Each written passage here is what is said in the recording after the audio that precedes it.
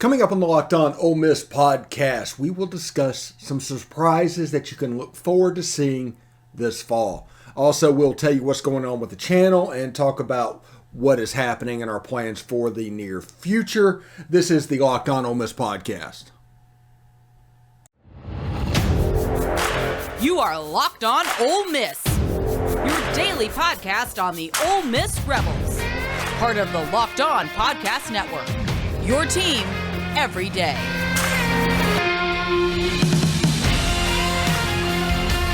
All right, welcome to the Locked On Ole Miss podcast. I'm your host, Stephen Willis. You can catch me down below on Twitter at @TheStephenWillis. So give us a follow that. I tweet about all things, not just Ole Miss stuff. So if you want to follow that, but you will always get the link for the show there. So if you want to follow it for that, you can.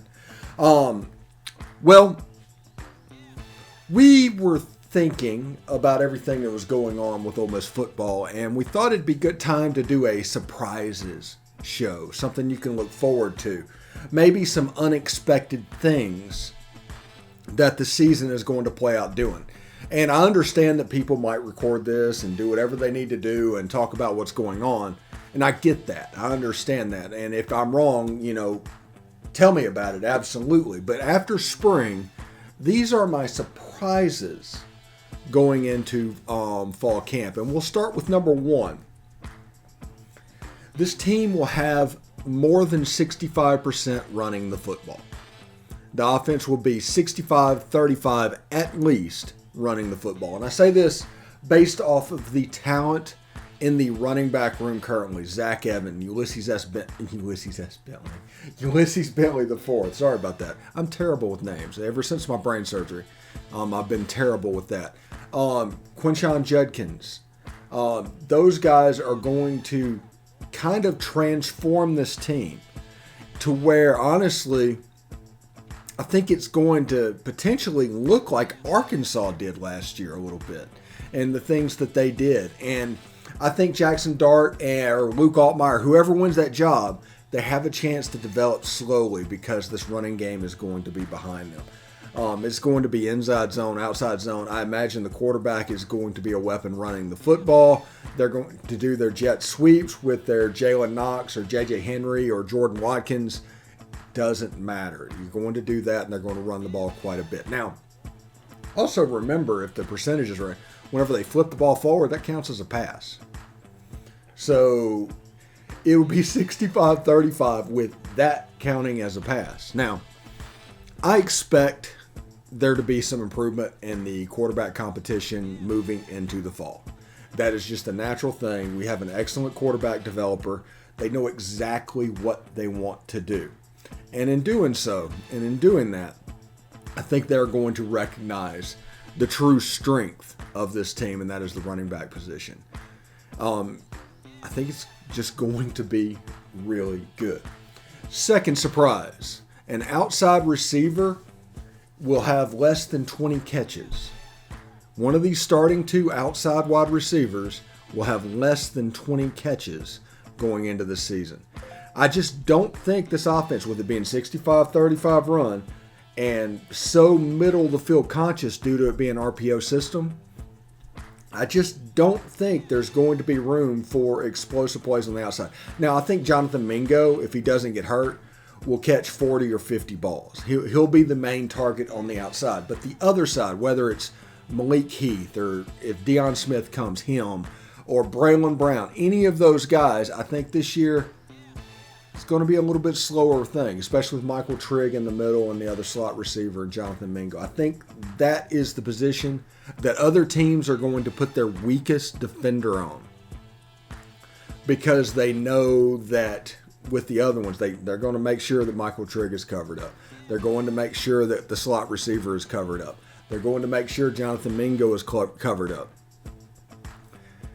There's a potential for some hay to be made there, but I don't think that should happen at the expense of what would be our best players. I don't think there's people out there that can cover, like straight up honestly cover Michael Trigg after what I saw in the spring game. I saw an extremely physically gifted athletic guy. And because of that, even more of the offense. It's going to look more like 2020 than 2021. I'll put it like that. There's still going to be some Lane Kiffin shot plays. They're still going to do what they do. But the middle of the field is going to be the priority. The running game is going to be the priority. In between the hashes is going to be the priority. And I look for them and him to develop this game plan and this offense that's going to look remarkably similar to what it has last year and the year before. I'm not saying any of that's going to change. I think the head coach, and I've said this over and over again, and people push back on me, I do not care. Do not care even a little bit. But Lane Kiffin knows what type of offense and what kind of defense he wants to run. Abstractly, an outline form of how it should look. What type of offense, what type of defense. The offense is going to come in and always look like that. The defense is going to fulfill those goals as well. And they're going to bring in co-coordinators so that the offense and defense doesn't necessarily change whenever a coordinator moves on. I received a question, I don't know if it was on Twitter or in a YouTube comment, that said, will Ole Miss, will it be noticeable the loss of DJ Durkin this year with the loss to Chris Partridge? And the answer I gave him, and I'll give it here, is this team is talented enough it might not seem like it. I think if the talent was the same as last year, you would notice. But I do think Chris Partridge is a good coach, and he's been drilled in what's going on. That outline that I said Lane Kiffin wants to play defense as, he's been going at it. He's been sitting at meetings. He knows exactly how that should look. And now, with Maurice Crum as the second co-defensive coordinator, he's kind of learning right now too. So when Chris Partridge moves on, you can just elevate up. And people deny that. They always say it's like that's not how coaching search is done, and it's not how it's always been done. For starters, if anybody says after the last 4 or 5 years that's the way it's always been done, I immediately discount what they're saying. Because almost every aspect of college athletics have changed in the last 5 years. So the way you did things 10 years ago and the way things got done 10 years ago kind of gives me an idea how after Johnny Vaught left, Ole Miss went into purgatory. Kind of gives me an idea about the David Cutcliffe situation. Just saying what it is. Just saying what it is. Because it is not always the way it's always going to be. It's not the way it's always been. It's a completely new thing now. You've got your on-field coaches and you've got your analysts, and possibly that could go away, but they're two completely different roles. Two roles. As far as on-field coaches, real stats guys, real X's and O's, real, for lack of better words, gearheads are the coordinators. After that, they're recruiters. The X's and O's guys for positions are the analysts. And right now, as you can see, coaches are leaving coaching because of how recruiting has taken over their sport. And that's the reason these young guys with recruiters, lots of energy, are taking over these positions. Because you have to have them. Because now recruiting doesn't stop. There used to be dead periods and quiet periods, and they had a calendar set up of exactly how it would look. And signing day would be February 3rd or whenever. And you could point to that as like the reset button, and you could take a month off, and then you get spring football, and you could get ready for the next year's class. Well, that doesn't happen anymore now. That doesn't happen anymore now.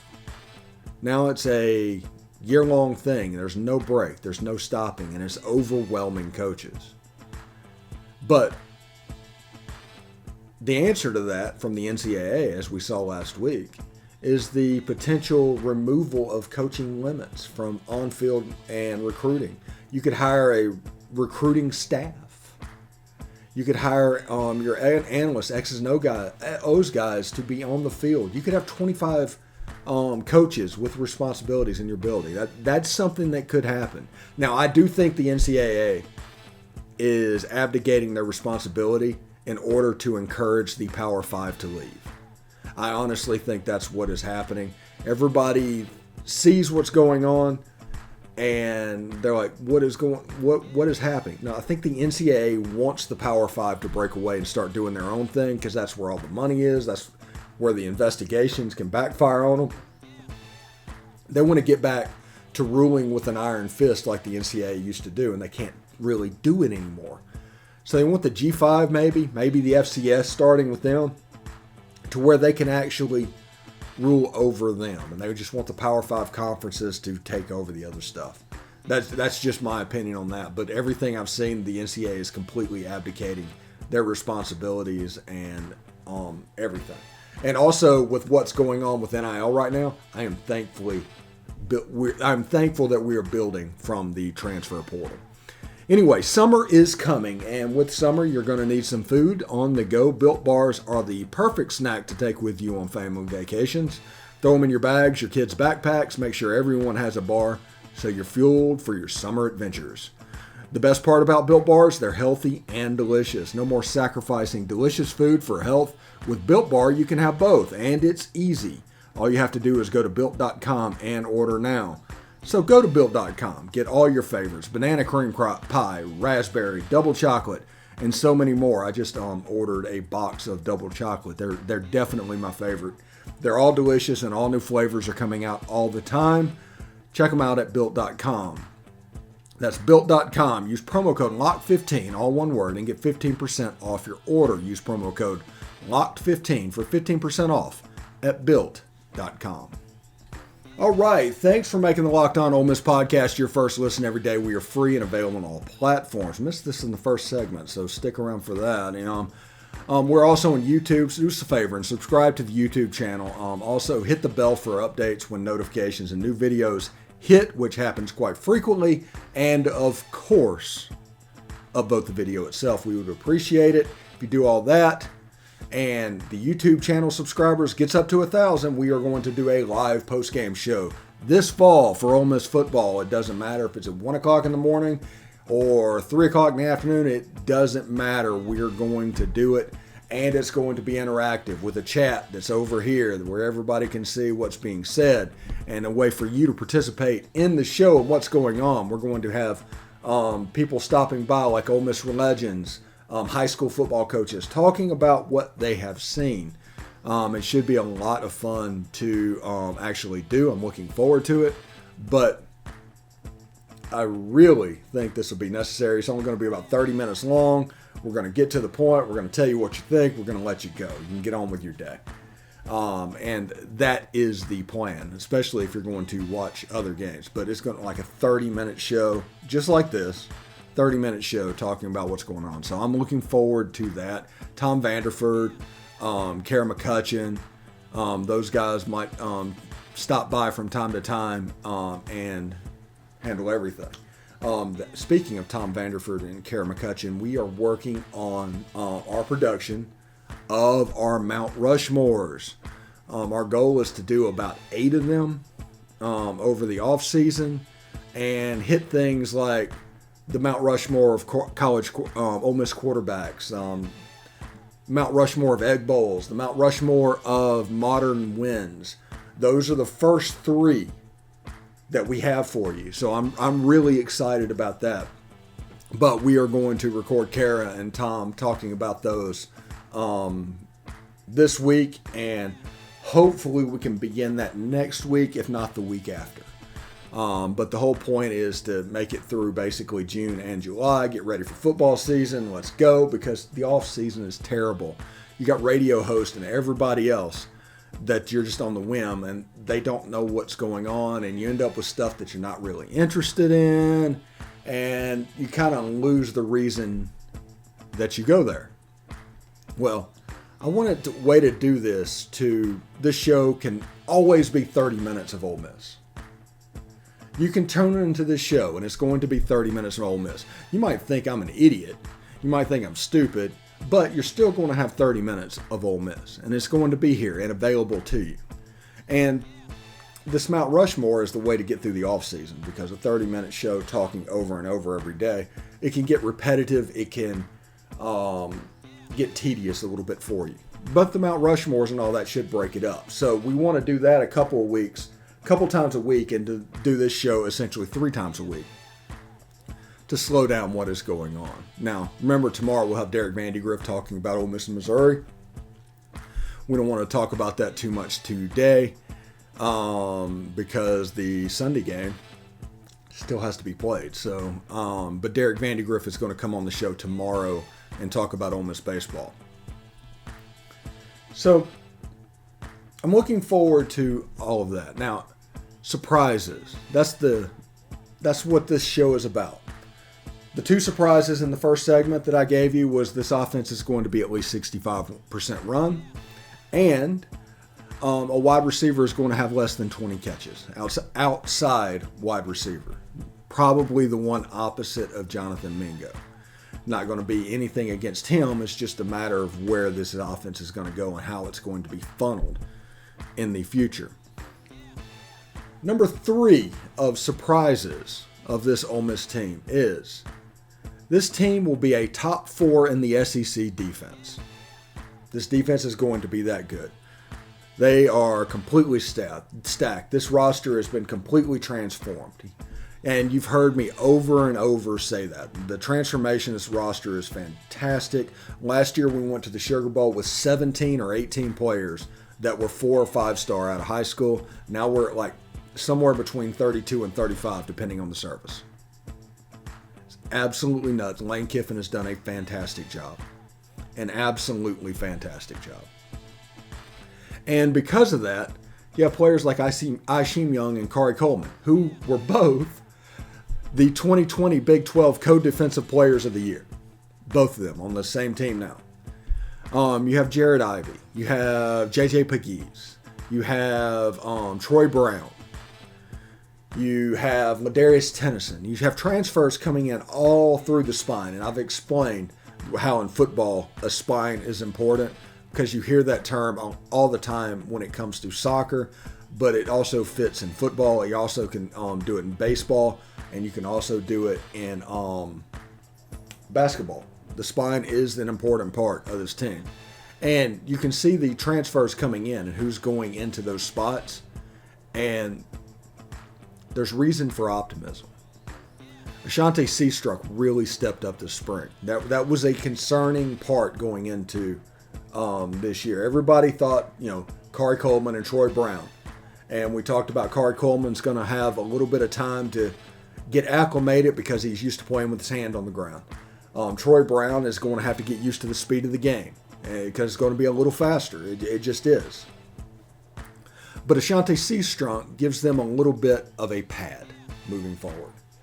And his ability to do different things, because he's a guy that has been essentially cross-trained as a DB and as a linebacker. He's played all of those positions. When he intercepted that pass last year against Texas A&M, he was playing an outside linebacker. So essentially, this was a 3-3-5 at that point instead of a 3-2-6 because he was filling in for Jake Springer to do the things that he does. So he's been cross-trained all over the field to do that.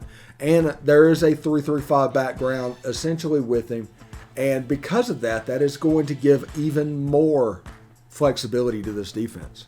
You're going to possibly see, I don't know, because people that have said this is going to happen, I just don't know, because if you take scheme and 11-on-11 stuff from a spring game, you might be in a little bit of trouble. But I think you're going to see some 4-down linemen this year. I think you're going to see a 4-2-5 being played. You're going to see JJ Pegues replacing one of those box safeties as a 3 technique, because I talked last week about how JJ Pegues has a little bit of Perret Jerry in his game. Now, to get to full Perret Jerry would be an absolutely dominant player. That's not what I'm saying. But he's just athletic enough and physical enough that where he could be really good as a 3 technique. So I think you might see some 4-down linemen this year, but not predominantly. That would be the wrinkle, not this is going to be a 3-2-6 based team. Just period, because that's what they've recruited to.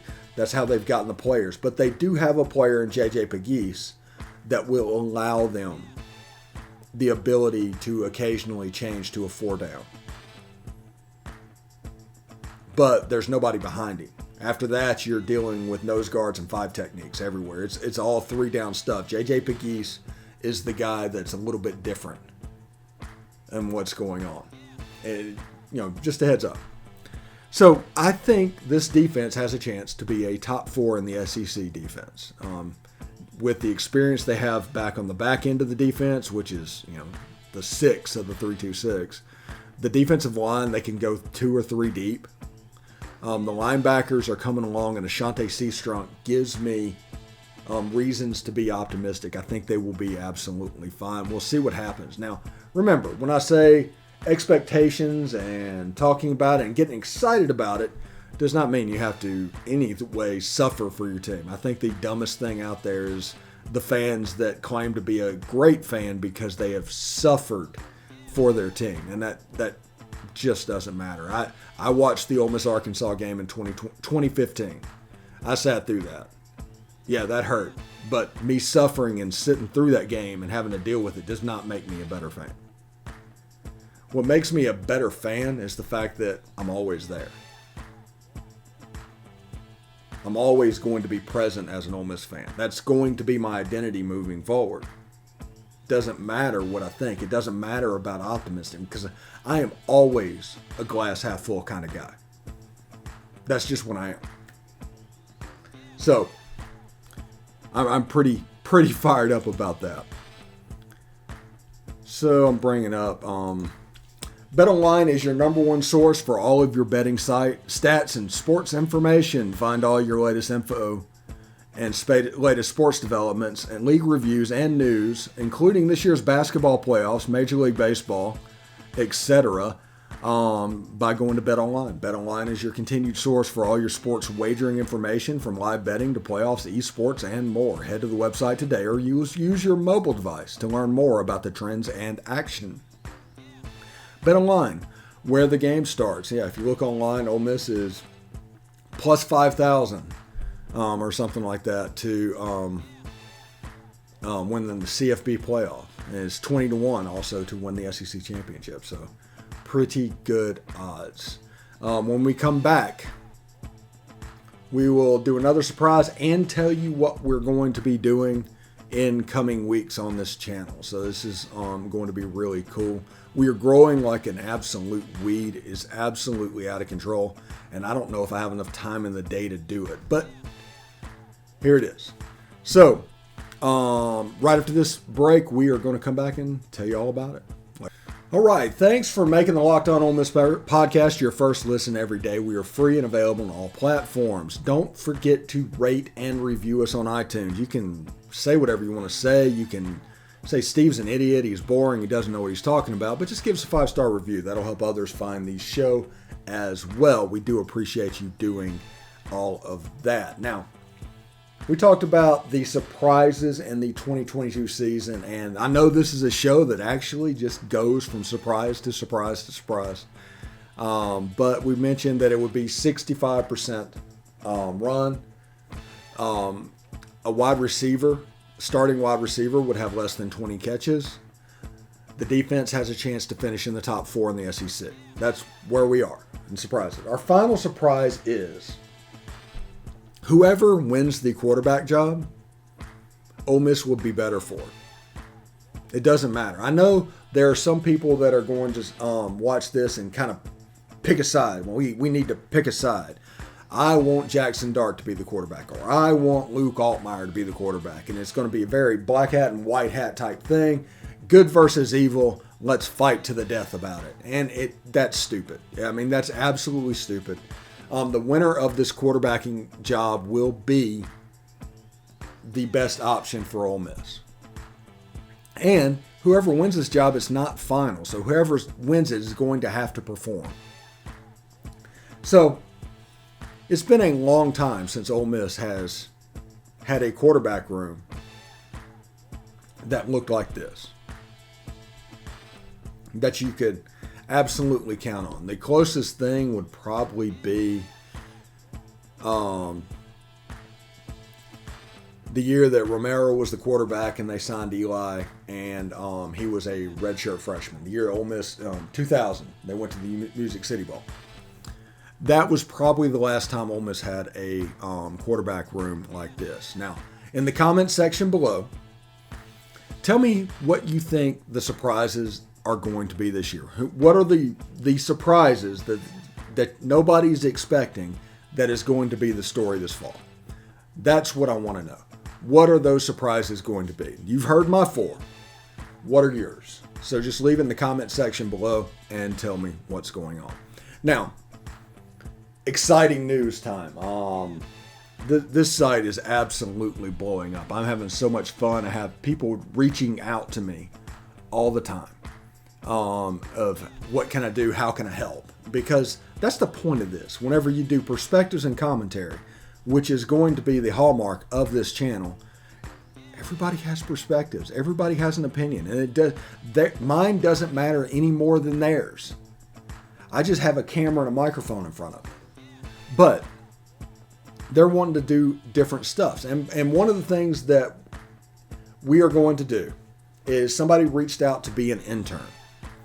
And part of that is they're going to run Twitter Spaces, branded as this account, that I'm going to stop by. Kara McCutcheon, Tom Vanderford,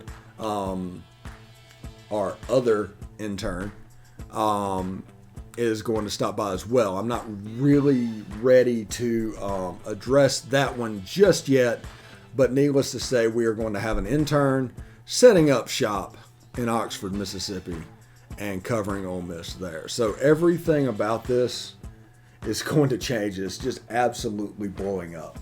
And I expect this football season to continue that. And our video for the spring game got 1,800 views, several thousand downloads on the podcast form. And every time football hits, there's a spike. And I expect this one to be the spike that not only really makes us relevant, but it might make us the industry leader in the Ole Miss space. So we are going to grow. We're going to do this our way. It doesn't matter what anybody else is doing. I could particularly care less because they don't do things the way that I do them. And that sounds egotistical, but that is kind of the reality of the situation. There's way too much chasing of tails and everything and rumors going around over there. They want to play that game, do it. We want to make following Ole Miss fun. We want to talk about the quarterback competition. We want to talk about the running back room. We want to talk about all the stuff that is actually going on and will actually affect us during the football season. And that's the reason I have people like Bill Flowers that come on that give us next player perspectives. I'm going to bring Corey Burton on, who helps us with SEC After Dark, which airs Wednesday night at 8:30 Central, by the way. That's on the Y'all's Conference Network channel. We do an SEC After Dark with me, Corey Burton, who is a Georgia guy, Jake Thomas, who's an Alabama guy, and Jeb Beecham, who's a Tennessee guy. And we just shoot it back and forth and have a good time with that. So you can tune into that as well. But for this one, we are going to try and grow this space. And we're going to grow it as much as we can. And it's not going to matter what anybody else does. Now, if somebody's wrong, yes, I will be the one to say they're wrong over and over again. I will get annoying with that. If you don't want me doing that, be right. Do your job better. But I expect the same thing to come this way. But we're not playing in that space. We're not breaking stories. We're not doing all that. All the things that you can be terribly wrong doing, we're not doing. We're just talking about what's going on in Ole Miss football. So this is going to be a lot of fun. I am so ready for essentially this football season to happen. I'm pretty fired up about it. And we're going to start our Mount Rushmores, like I said, in the next week or two.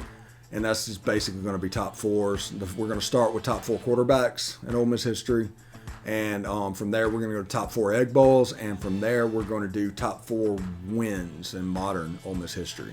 We might even do things like, hey, the biggest moments in the Johnny Vault prehistoric era. We might handle that as well. So It's going to be a lot of fun. It's going to be a little bit different, but it's the way we're going to combat the off season. We're trying to make this relevant. We're trying to make this fun. And we don't have to play we're not a fan. We don't have to play like we're not interested because we're busy in other areas. No, we can just have fun and talk about what we want to have. We want to talk about. And starting in a couple of weeks, that's going to be the top 40 Ole Miss quarterbacks of all time. I'm going to have an opinion on that one, by the way, that is probably going to upset some of y'all. But y'all can participate in the comments below as well. So I'm hoping for this to be interactive. It's going to be a short-run thing. It's going to be an off-season thing.